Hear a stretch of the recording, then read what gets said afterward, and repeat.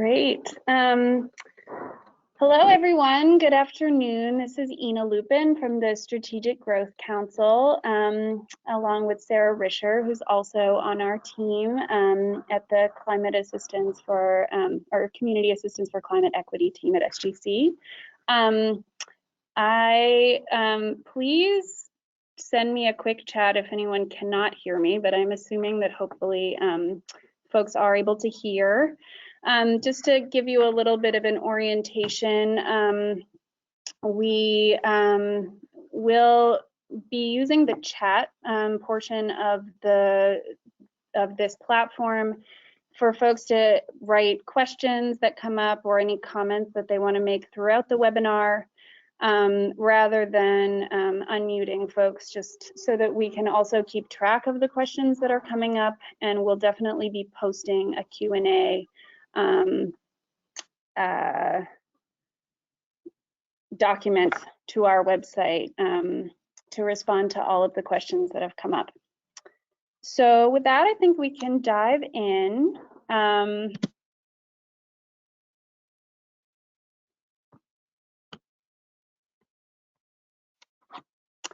Great. So the agenda for today will be to give you a little introduction of the Strategic Growth Council, go through a little bit of the background of the technical assistance program that we are looking for evaluators for, cover qualifications, the scope of work, contract amount and timeline, proposal components, evaluation criteria, and then the timeline, and we'll open it up for comments and questions. So just to give a quick overview for anyone who doesn't already know the Strategic Growth Council, we are a cabinet level body that's made up of secretaries of 6 state agencies. The director of the Office of Planning and Research is the chair of our council, and we really work on issues related to sustainability, equity, economic prosperity, and quality of life. We have a number of grant programs, as well as some policy initiatives that we work on here at SGC. And then sort of the third bucket of the work that we focus on is really focused on technical assistance and capacity building. And so that's kind of the focus of this evaluation and of this webinar. So the background is that I'll be talking about a request for proposals that we, oh, I'm sorry, we're getting a question that folks can't see the screen. Apologies about that. Hold on one second.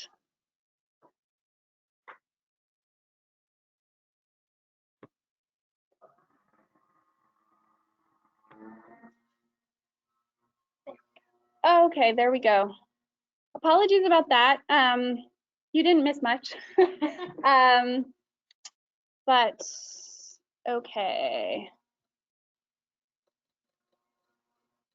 So to just give a little bit of background, we'll be talking today about the request for proposals, where we're looking for a contractor to help us evaluate the effectiveness of our TA program that I'll talk about in a little bit later in the presentation.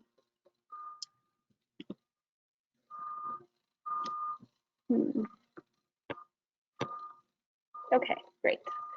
So the California Climate Investments Technical Assistance Program, or as we have referred to it in the RFP, the CCI TA program, really focuses on providing direct assistance to low-income and disadvantaged communities across the state to help them be able to apply for California climate investment programs. We also work on broader capacity building efforts that include things like partnership development, project scoping, some of the earlier pieces that need to come in before folks are ready to apply for funding. And then the third sort of bucket of the work that we're trying to focus on in the TA program is really integrating CCI programs to make sure that folks better understand each one of the programs on the ground and understand how they can fit together. as I actually had on a previous slide that you were not able to see, we have had this program was created in 2016. And so we've done a number of different pilots since the program first started, focusing on technical assistance for our programs at the Strategic Growth Council, but also programs that are administered by other state agencies. And so in those cases, we partner directly with those agencies to develop a scope that makes sense, depending on the program and the applicants that that the agency is not seeing as many proposals from or is looking to support, and then have put together these sort of pilot contracts. I won't dive into all of them, but in the RFP, there is actually a table that kind of goes over each one of these programs in more depth. I will say, you know, we have a number of programs that are focused on capacity building. The Low Carbon Transit Operations Program, or LCTOP, technical assistance that we did was really focused on bringing together local agency partners and community groups to build partnerships that could then lead to more community-informed projects. We've also done work on helping folks with their applications. The application assistance, TA, is something that we used for the active transportation program that we've done for transformative climate communities and other programs.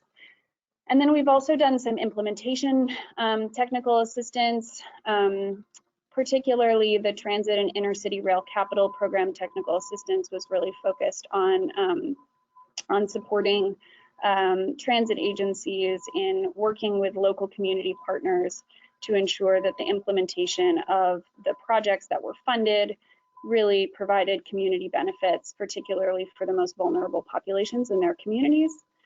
And so those are kind of all of the different types of TA that we've provided. We have also done some contracts that have covered all three of those stages. The Salk technical assistance that we did is an example of that.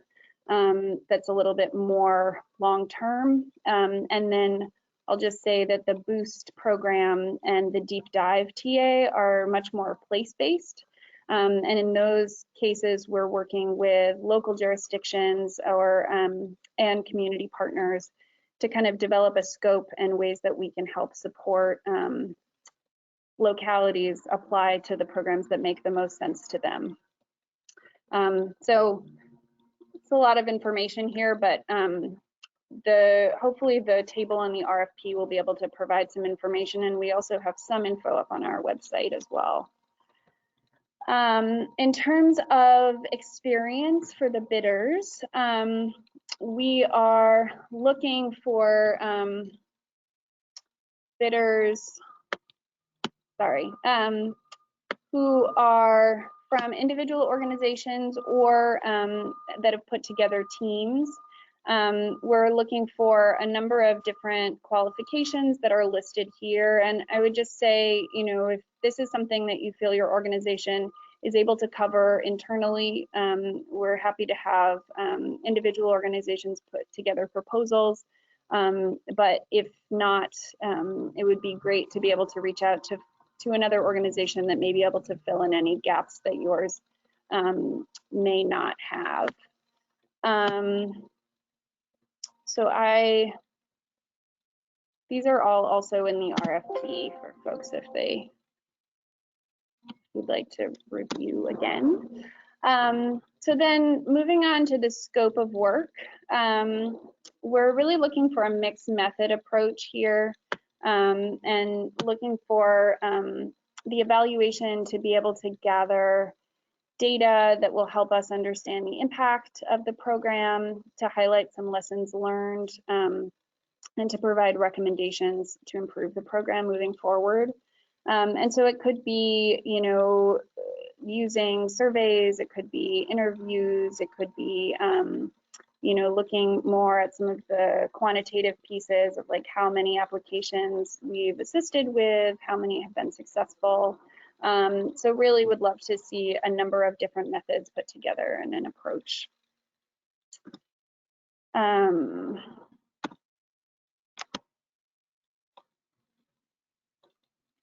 Sorry, my computer is having a little difficulty here.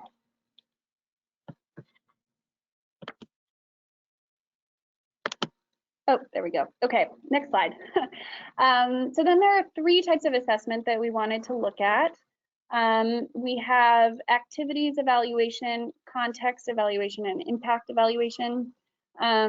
These are also specified a little bit in more depth in the RFP with some specific questions that we've put together to sort of help get to some answers around these 3 buckets of assessment.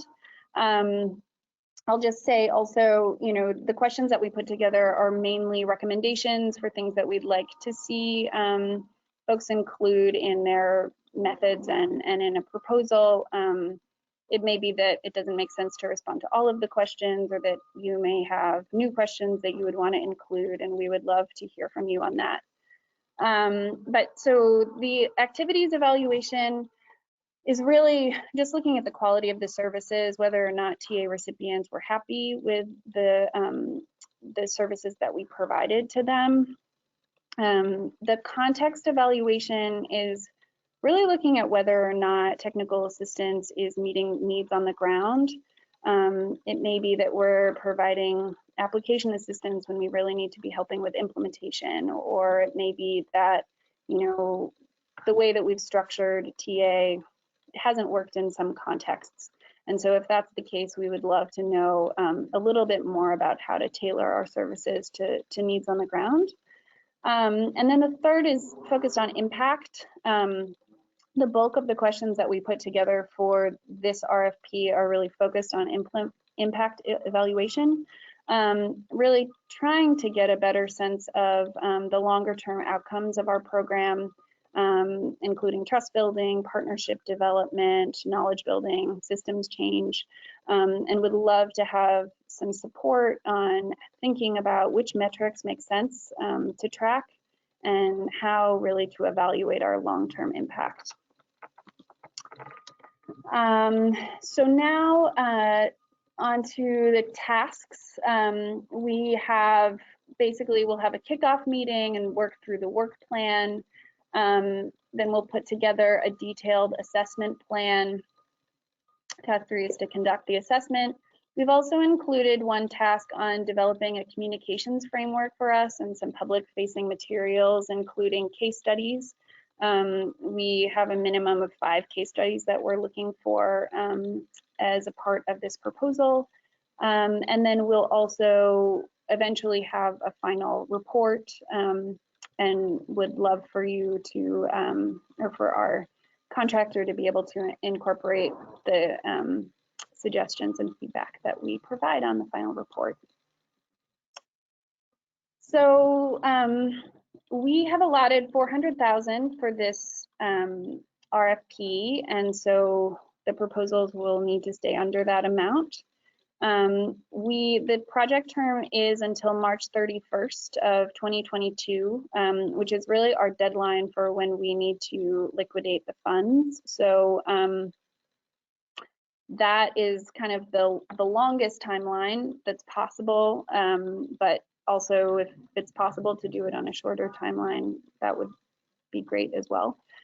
So we put together just this timeline that lays out all of the different tasks. Next, we have the proposal components. Again, there's a list of these in the RFP, but you know, we're looking for title page, letter of commitment, table of contents, proposal checklist, and then within the response to the scope of work, a summary, team management plan, that should say, not plant, methodology and approach to work plan and work schedule, and then any subs. Also providing a proof of minimum qualifications, personnel and team resumes, reference forms, budget, and all of the attachments, which again, you can find attached to the RFP. For the evaluation criteria, we are looking at clarity and organization of the proposal, approach to the scope of work. One thing to note is that it may look in this table like this adds up to more than 100 points, but that's just because like the 2 lines underneath approach to scope of work, for example, add up to 20. So it should overall add up to 100 points. And so we're looking for 10 points within the scope of work. Will go towards a comprehensive mixed method approach that the evaluation team has put together in their proposal, as well as really addressing all 3 types of assessment that I underlined earlier. And then, you know, a solid work plan and schedule will be worth 20 points. And then we have 50 points allotted for the team experience. And we're looking for all of the pieces of experience that I laid out earlier.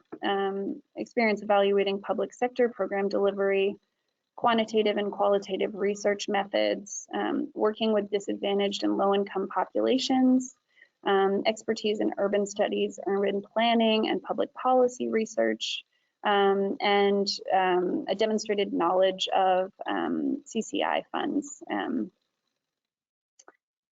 And then we'll just move on to the timeline here. So the final deadline to submit written questions is March 20th. That's really the deadline that we have to have in order to make sure that we're able to respond to your questions within a timely manner. If you send in questions after that, we will do our best to still respond to them, but can't guarantee it. So it's really best to try to get them in by March 20th if possible. And then the deadline for the proposals is April 6th.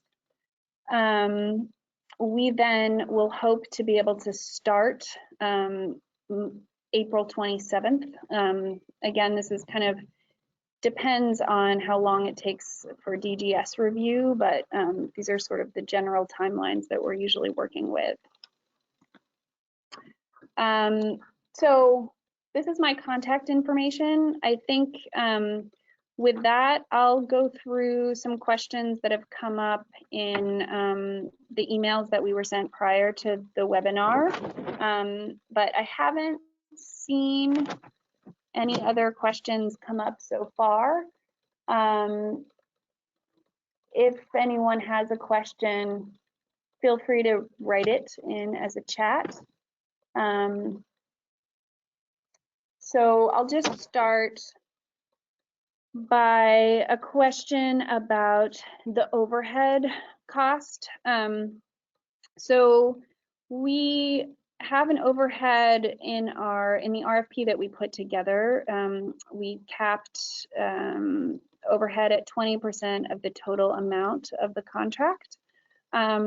We are actually open to potentially increasing it to 25% if necessary. We realized that that was sort of the template that we've used for a lot of our technical assistants, but we know that many universities also have sort of need a higher overhead rate. And so we will be sending out some guidance on that soon. If anyone has comments on whether or not 25% would be more feasible, that would be helpful to know. I think the 20% was sort of part of our boilerplate that we've used in the past.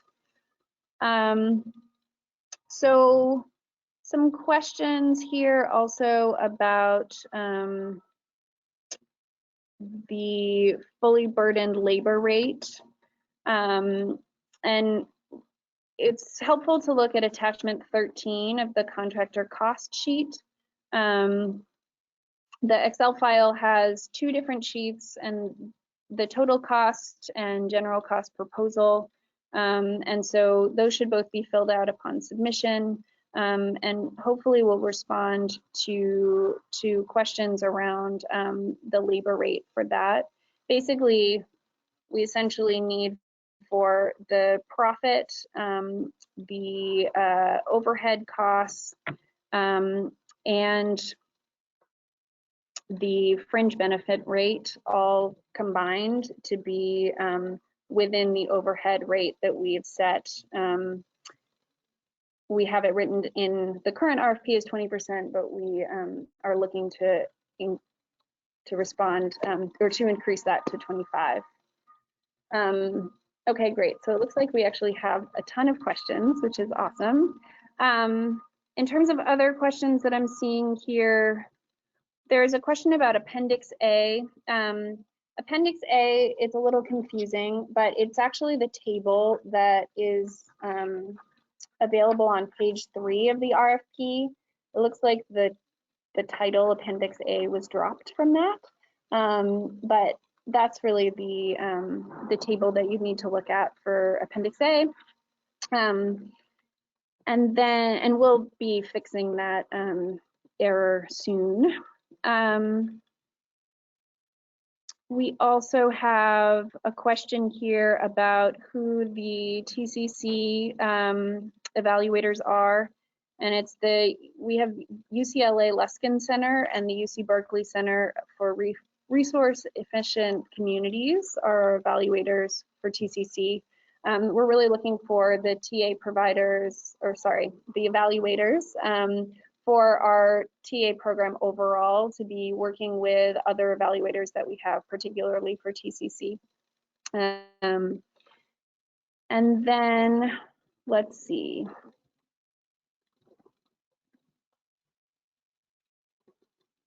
We have a question about whether the university is interested in disseminating RFPs and are wondering if there's a limit on the number of submissions that can come from one organization.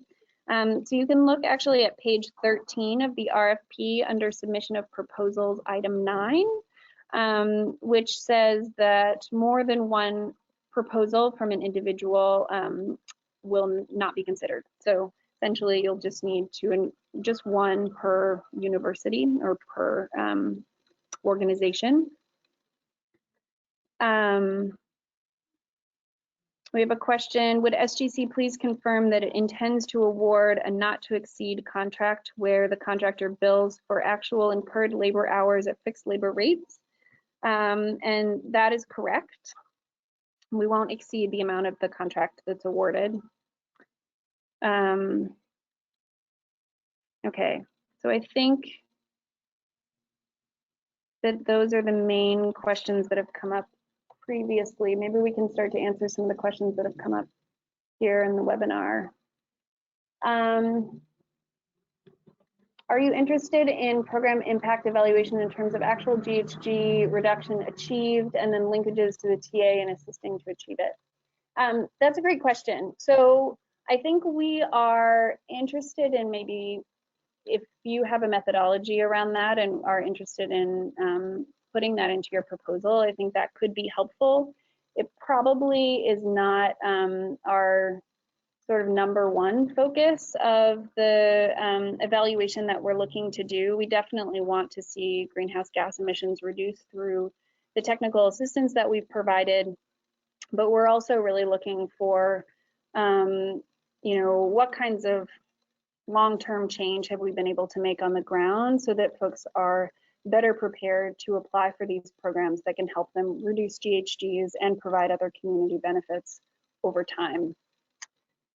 The next question is, how can individual consultancies, excuse me, network with other prime research evaluator teams to partner?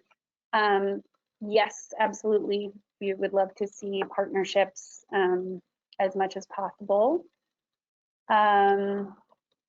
For that, there was another question that asked if we can send the list of attendees. If everyone in the chat could say if they're comfortable with their contact being shared, we can send out the list, or I can find folks on LinkedIn or email all of you our LinkedIn networking hub group so folks can link up on their own. Great. Yeah, thank you, Sarah. That's really helpful. Okay, so next question, will we be looking for small businesses? Yes, minority-owned businesses. Yes, yes, yes. So we would absolutely love to see small businesses and DBBEs be putting together proposals. I actually will need to double check on whether or not there are extra points that are available. I know that for many of our contracts there are. We can respond to that question definitively in the Q&A document that we provide, and so we can get back to you on that. Question about if the 400,000 is per year or until 2022. That's for the full term of the contract, so it's from now until 2022. We had a second question about that also. Let's see. Are we looking for program evaluation across the various programs in terms of actual GHG reduction or any criteria plus any gaps? I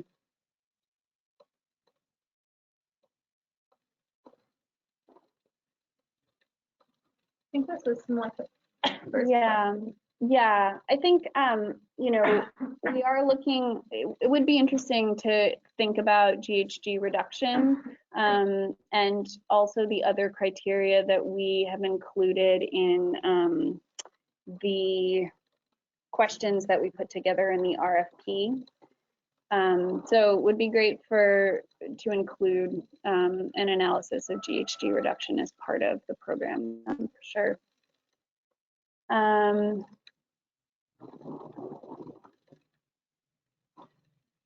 Oh, question about the RFP timeline side listed the project end date as April 30th, 2022, but March 31st was also mentioned. Great question. I actually think, apologies for that, that must have been a version control error. It looks like, I believe that we actually did have to change it to March 31st, so we'll make that change. We need to use the funds by the end of the fiscal year 2022, and so we moved forward the timeline a little bit, but thanks for that question. We will make sure that we fix that. Are there other questions? Oh, great. Are firms or individuals who have provided CCI/TA allowed to bid for this? That is a great question. I think we're really ideally looking for third-party evaluators, just because I think that there would be some potential for conflict of interest otherwise. We can respond to that question and post it in the Q&A to be sure, and I definitely want to have a conversation with our team about that, but that's kind of my gut reaction to that question. Can you clarify what you shared about UC Berkeley and UCLA evaluation of TCC? Are you expecting that the bidder you select for TA evaluation collaborate with the UC Berkeley and UCLA evaluators? Yes, thank you for that question. Yes, we basically just want to make sure that we are not duplicating efforts, and I think it'll be really important to be aware of the evaluation that's currently going on around TCC. I don't anticipate it being sort of a huge part of this contract, but you know, I think it'll be important to be aware of what the other evaluators are doing, and we can facilitate that conversation. Are there page limit requirements? Great question. There are not, actually. That was actually probably an oversight on our end. I hadn't actually thought about putting in page limit requirements, but I think, so we will not have them, but if you could spare us pages and pages and pages, that would be great. So, you know, as much as possible, we appreciate brevity, but no page limit requirements.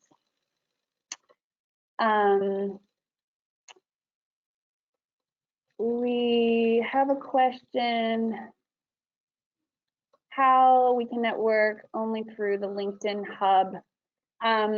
Yes, so we're open to other suggestions actually of how we can facilitate more networking between potential bidders for not only our evaluation contract, but also just generally for other contracts where we are looking to encourage partners to work together. So we do have this LinkedIn hub, and we'll send around the information for folks who don't have it. But that is kind of the main way that we have. We'll also share contacts who have been on this webinar, and so you can feel free to reach out to each other in that way as well. Yes, and we're happy to send out the hub link today. I'll do it right after the webinar. Yes. Are there, question about, will a single evaluator next selected for each program? One evaluator for LIWIP, one for carbon mobility. Oh, I see. No, so we actually will have one evaluator for all of the programs. I understand that there's a lot of programs, and so I think when we have our kickoff meeting, it'll be important to have a conversation around, how to manage that within a work plan. But I think, being able to really evaluate to a certain extent the success of the different models that we've used for technical assistance, and maybe we don't dive super deeply into every single one of them, but as much as possible, being able to give kind of a holistic picture of the impact and success of the program overall.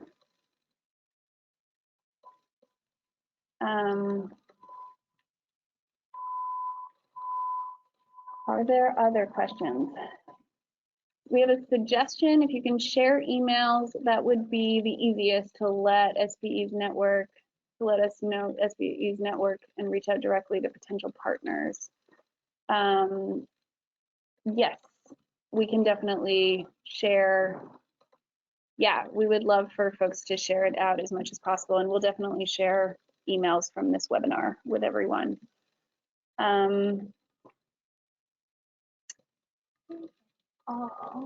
Those are all the questions that we have so far. I can walk through as well some of the questions that we've received over email to make sure that I answered all of them.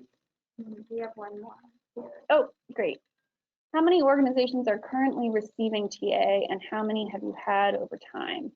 That is a great question, but I actually don't have the answer off the top of my head.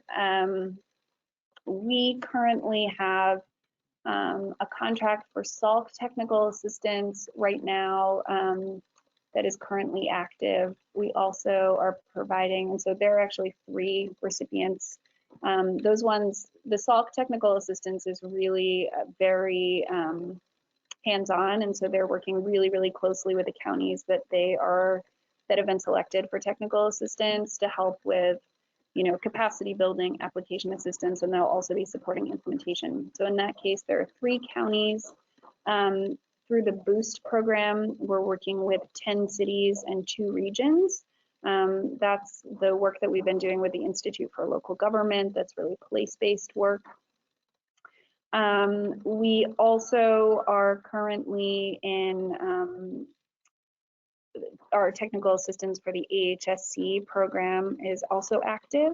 And so we provided in this last round assistance to 23 applicants and are now moving into the capacity building phase in which they reach back out to help folks get geared up for the following year. And then for TCC, the Transformative Climate Communities program, we had a contract to support the 4 applicants to that program. So those are the current contracts that we have open.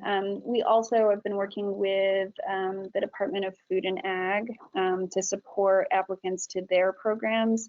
And the way that that TA is structured, they have community education specialists spread out across the state who are working with a ton of different local farmers and ranchers on application assistance for all 3 of the Climate Smart Ag programs that CDFA administers, but then also are helping them with just developing better practices, more sustainable on-farm practices. So the number of how many recipients there are there actually is pretty large, and it's not something I have off the top of my head, but we do have some numbers that we would be able to share on that for sure. Let's see. Would the Department of Food and Ag program be included in this evaluation? Yes, it would be. It's kind of the list of all of the technical assistance that we listed in the RFP would in some way be part of this evaluation. I think, again, we're really interested in looking at different models. And so the work that we've done with CDFA through the UCANR has been, I think, a really interesting model for us to think about, where we actually have funded positions spread out across the state. And so we'd love to see, what the impact of these different models has been.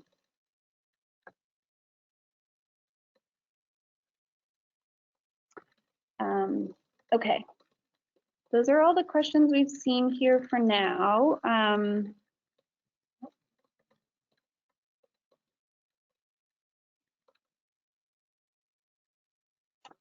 Question about, will we include the Q&A that have been verbally addressed today, both pre-submitted and live in chat with written responses? Yes, absolutely. Yes. Previously emailed question, is profit fee allowed to be charged? If so, should it be included in the fully burdened labor rate if allowed, or must it be shown as a separate line item? Great question. I did see that question in the emailed questions. We will respond to that in the Q&A document for sure. But the profit is allowed to be charged, but it has to be included within the fully burdened labor rate.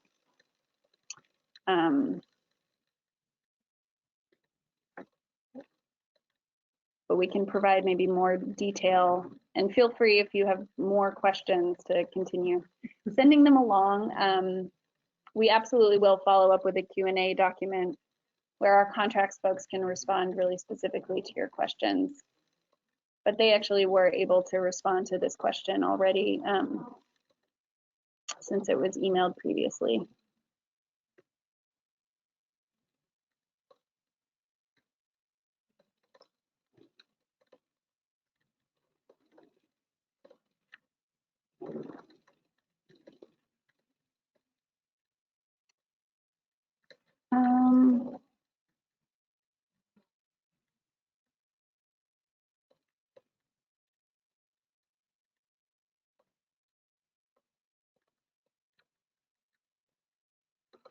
Oh, I'm sorry. There was a question that was emailed previously also that I didn't, it looks like I skipped over, asking about being able to adjust the columns and rows of attachment 13 tabs to accommodate additional labor categories and subcontractor roles. And yes, you absolutely can adjust the worksheet.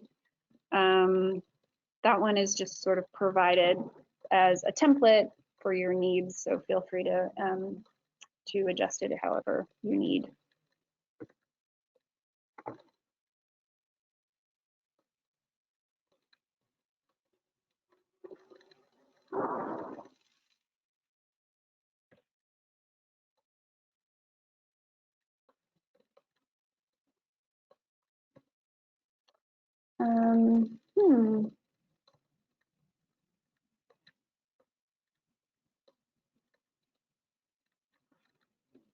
It looks okay. So we actually have another question here in the emailed questions. The RFP version posted on Cali Procure says secondary method. Does this refer to the method of distributing the RFP? If yes, please explain. So The secondary method refers to how proposals are scored according to the state contracting manual. And so basically, primary method scores are based on cost alone, whereas the secondary method also takes into account, you know, experience, the proposal that was put together, all the other pieces that are sort of on a more qualitative basis. So those are the distinctions between the two. There's also a question about whether or not the results of the evaluation or the way that we scored the applications will be available to the successful proposer. And yes, we will definitely provide that information. We'll announce our intent to award before we send the contract to DGS for approval, and we'll provide that information at that time.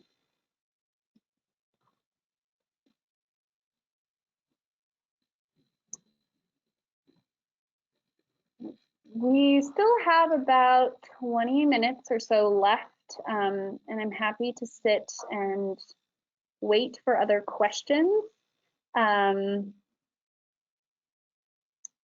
So feel free to continue sending them along.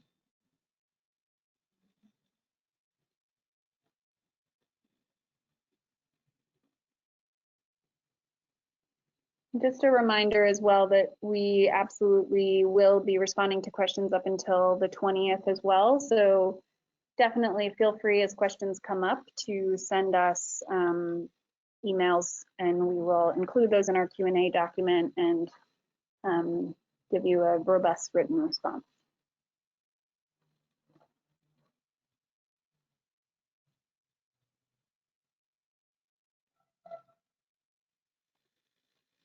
The question here, will you be able to inform applicants on the types of data, if any, that the SGC has tracked throughout administration of these TA programs and which may be used by the selected contractor? This may inform our development of the approach.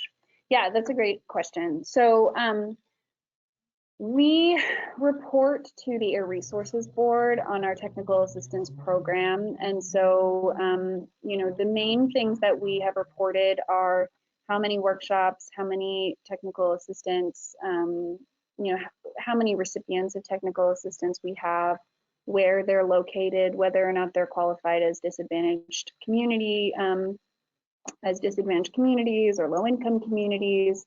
I will flag that, so for the CDFA programs, for example, we have not focused on disadvantaged communities just because agricultural communities don't necessarily show up very well in CalEnviroscreen, and so it wasn't really an appropriate metric for us to look at.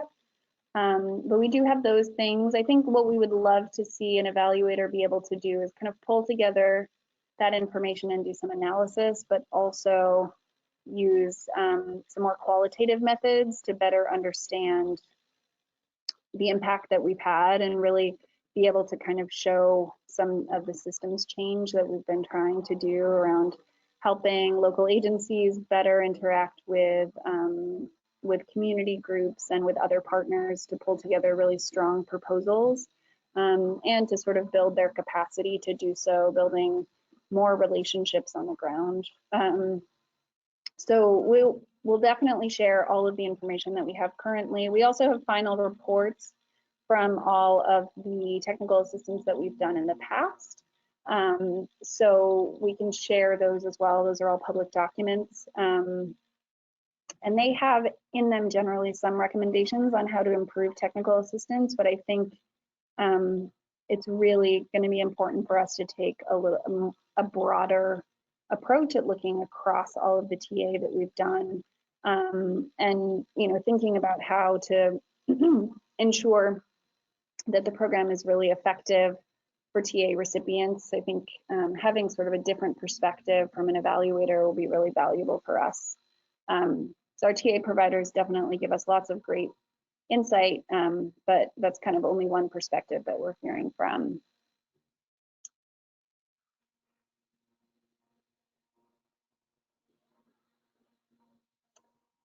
Could you please say more about an ideal process of deciding on quantitative and qualitative evaluation metrics, collaborating with the SGC, the Tcc evaluators, the TA providers, and TA beneficiaries? Ideally, do you want the evaluator to assess inputs, outputs, outcomes, and impacts? Could you say more about where the data will come from? That is a great question. So I think, we have all of the information that I stated previously in terms of the reporting that we've done for CARB, and information about each one of the contracts, the amount.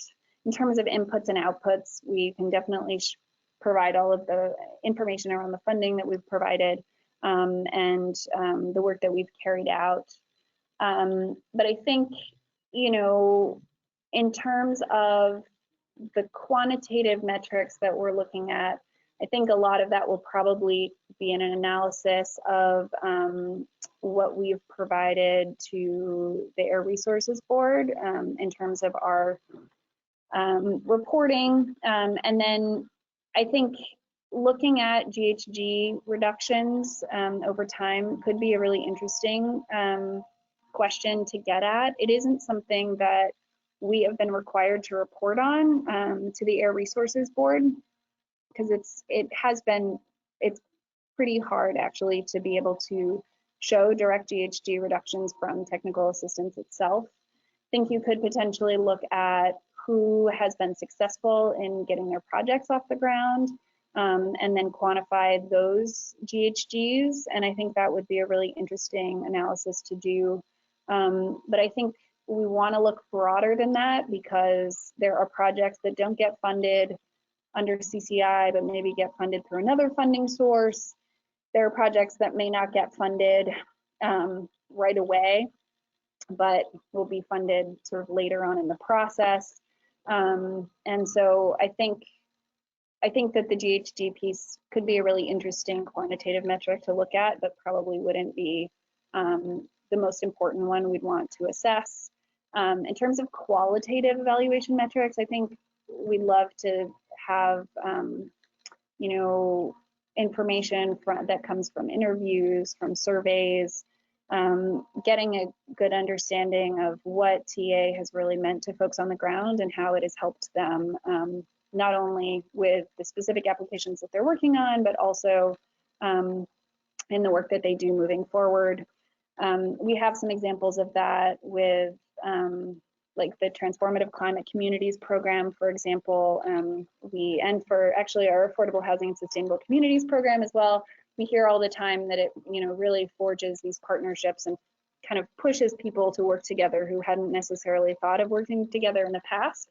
And so, we definitely wouldn't expect the evaluator to look into all of that for all of our different programs, but in the cases where technical assistance has really been helpful in pulling partners together, those are the kinds of evaluation metrics that I think would be really helpful for us to better understand the longer term impact of the program.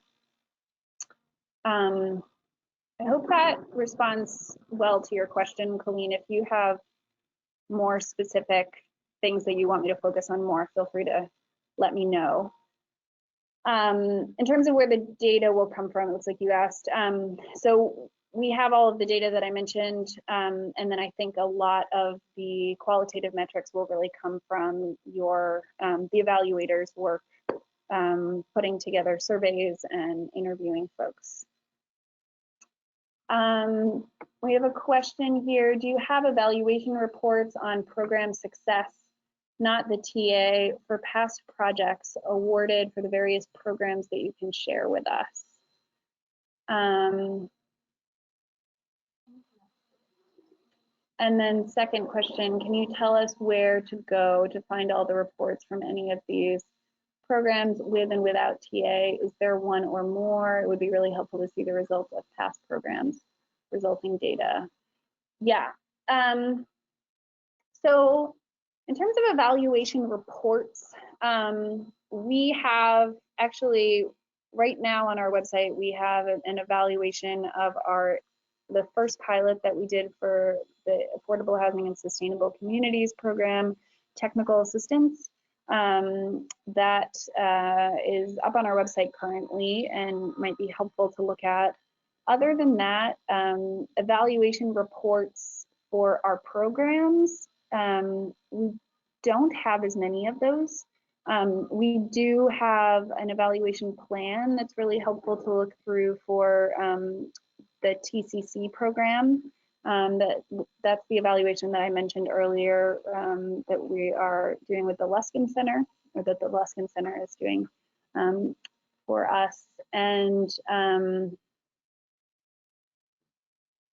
I know that there are also some reports that have come out on the success of our Affordable Housing and Sustainable Communities program that are not reports that we worked on or funded, but I know that Enterprise Community Partners has been involved in doing some writing around evaluating the success of that program and some of the metrics that have come out of it. So those are the ones that I know of, but that's a great question. And I can include some links to these in the email I send out that also includes the LinkedIn group and contact email. Awesome. Thanks, Sarah. That'd be great.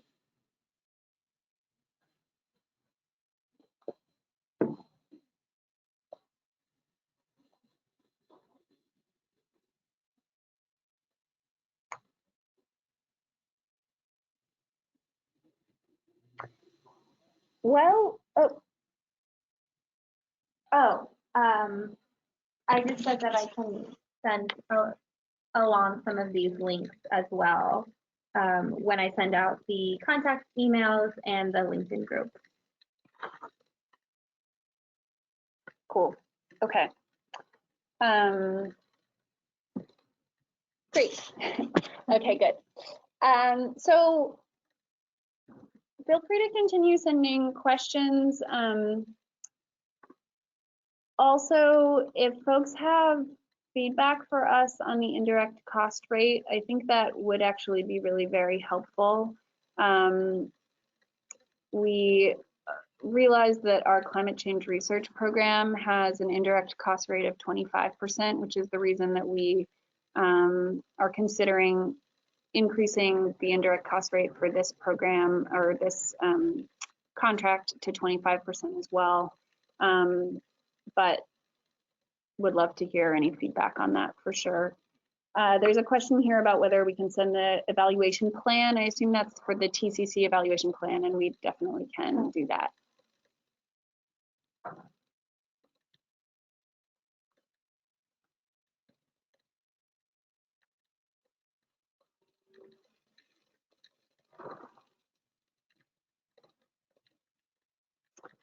Okay, great. I see a question that, or Colleen said that 25% would make it easier for UC campuses to submit a proposal. That's great.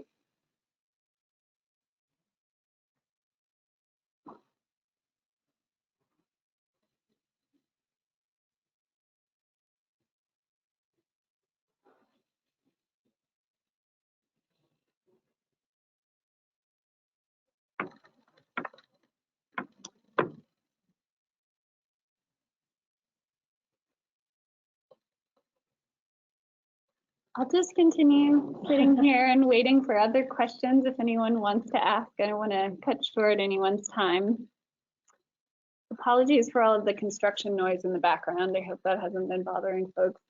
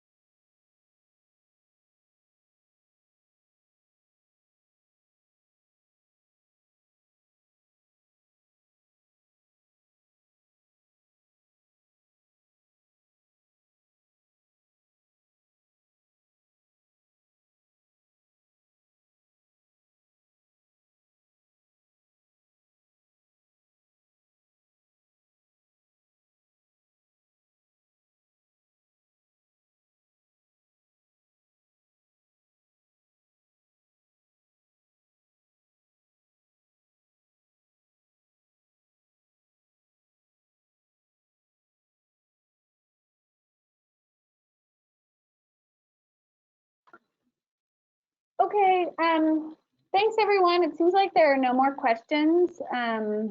We have 1 more minute to our webinar, but I think unless anyone has one last burning question, we will sign off. Thanks so much for joining. Feel free to continue sending questions along. We will definitely be happy to respond, and we'll be sending out a Q&A document soon. So thanks again. Have a great day.